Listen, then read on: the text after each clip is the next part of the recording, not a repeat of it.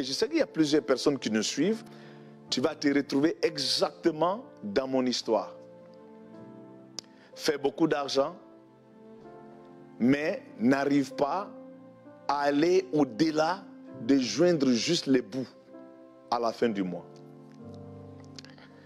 À un moment, je commence à être frustré à l'intérieur. Surtout lorsque on est prédicateur et pasteur, on a un cœur qui subvient aux besoins des autres.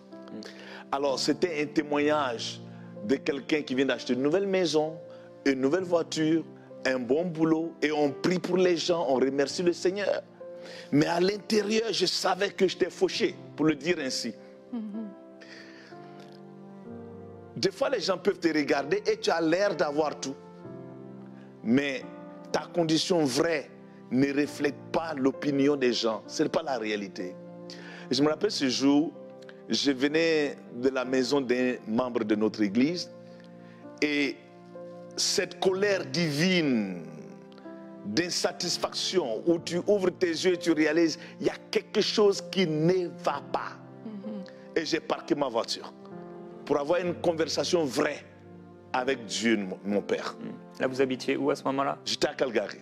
Et j'ai dit au Seigneur, écoute, disons-leur la vérité. Arrêtons que les gens pensent qu'El Hadj, il a tellement d'argent. Disons-leur la vérité. Peut-être qu'ils auront miséricorde sur moi, Seigneur. Arrêtons de mentir au monde. Cette situation, elle est vraie. Alors ce jour, quand j'ai fini de parler au Seigneur, quelqu'un m'a appelé. Immédiatement, j'étais assis dans la voiture.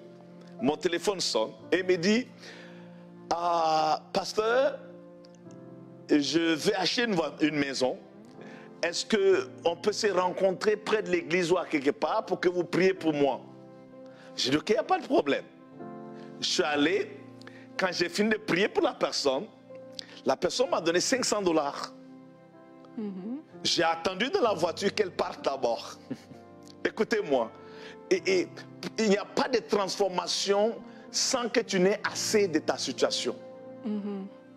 Quand la personne est partie, j'ai pris les $500. Ne fais pas ce que j'ai fait. Je te donne juste mon témoignage. Je les ai jetés sur la vitre.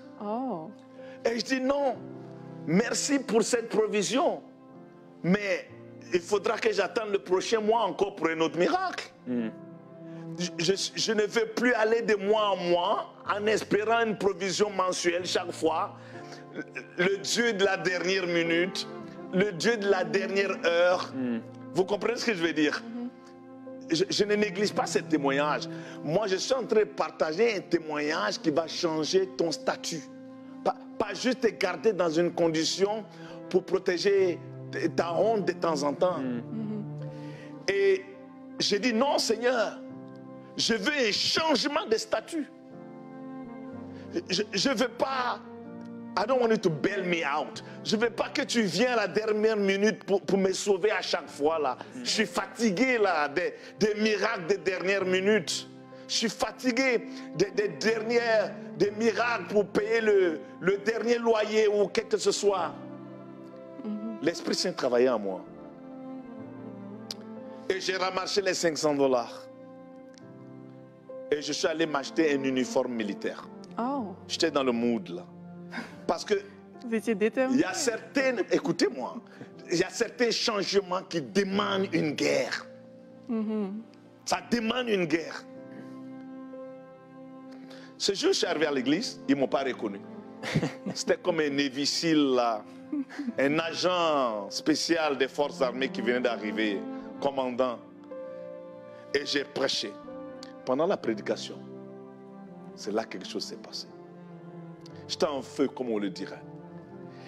Et pendant la prédication, je suis tombé sur mes genoux et j'ai crié à haute voix. Donc, les gens pensaient que le pasteur était en feu. Tu vois, la révélation, j'étais en train d'être délivré. Voilà ce que j'ai vu. Vous n'avez pas besoin de voir ça. Le mot témoignage veut dire, Seigneur, fais-le encore. C'est ça que ça veut dire. Vous n'avez pas besoin que ce que j'ai vu, que vous le voyez. J'ai vu un ange. Un ange avec des bras, je te dis, tellement forts, qui m'a pris par les épaules comme ça. C'est là que la puissance et la gloire de Dieu étaient tellement grandes, je ne pouvais pas me tenir sur mes pieds. Et je suis tombé sur mes genoux et j'ai crié avec toute ma force. Parce que quand il m'a pris par les genoux, c'est comme s'il m'a déshabillé. Il a poussé comme ça et j'ai vu, tu l'as dit, la pauvreté comme une colle. J'ai vu un manteau là, un habit que je portais. L'eau tombait comme si ça venait de la toilette. J'espère que vous n'êtes pas dans votre souper. C'était la chose la plus répugnante. Même quand j'en parle aujourd'hui, je peux le sentir. Je peux le sentir. C'est tellement vrai. Je dis non, c'est pas possible que ça c'était sur moi. C'est des choses spirituelles. Amen. Et c'est pour ça que j'ai crié. Et j'ai vu cet ange qui m'a pris. Et il a enlevé ce truc. Je le regardais comme ça. Et il me regardait avec une gloire. Et je regardais comment c'était répugnant. Comment c'était lourd. Comment c'était oppressif. Et j'ai commencé à pleurer. Et les gens, ils pensaient que j'étais en feu. Et puis d'autres choses. Ils ne savaient pas que je venais de profiter de la bonté, de l'amour de Dieu à mon égard, pour me délivrer. Je dis bien délivrer de ce manteau de pauvreté, qui est un manteau de lourdeur, d'oppression, de honte, qui te traîne dans la boue. Il t'enlève même ta parole. Tu perds ton audacité. Tu deviens à la merci des circonstances et des temps et des hommes. Et là, je me suis assis sur les escaliers qui descendent de l'hôtel. Et j'étais en larmes complètement. Et le Seigneur m'a parlé là. Et il m'a dit, à partir d'aujourd'hui, tu ne devras plus un sou à un système, banque ou qui que ce soit sur cette planète. Première parole. Je tremblais. Je suis sorti de là, rendre un peu le témoignage court. Quelqu'un m'écrit un chèque d'à peu près 620 000 $. Plus d'un demi-million. Dans cette délivrance, la semaine qui a suivi, mon immobilier, mortgage, Le prêt hypothécaire. protecteur de ma maison, complètement payé. Toutes mes dettes, de A à Z, libérées. Écoutez, je n'ai rien fait d'autre. Quand ce manteau a été brisé et enlevé sur ma vie, ce qui m'appartenait, que le ciel avait alloué à mon nom et à ma famille, ont commencé à devenir une réalité sans que je ne fasse quoi que ce soit. Je crois qu'il y a plusieurs personnes dans l'église de Dieu qui sont victimes du même manteau que j'étais victime. C'est spirituel. Et pourtant, j'étais généreux. Je donnais à tout le monde.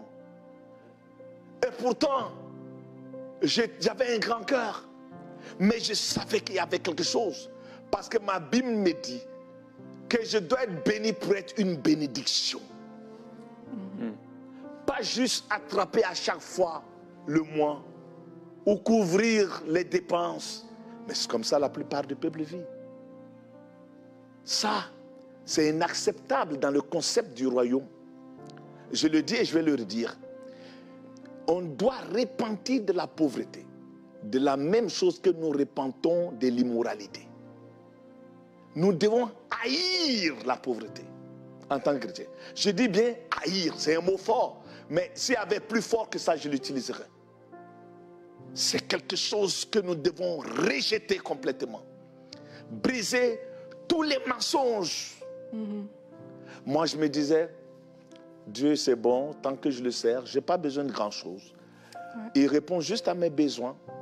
Pas besoin. Non, non, non. Je suis appelé enfant de Dieu, après le type d'Abraham, béni pour être une bénédiction. C'est ça mon témoignage.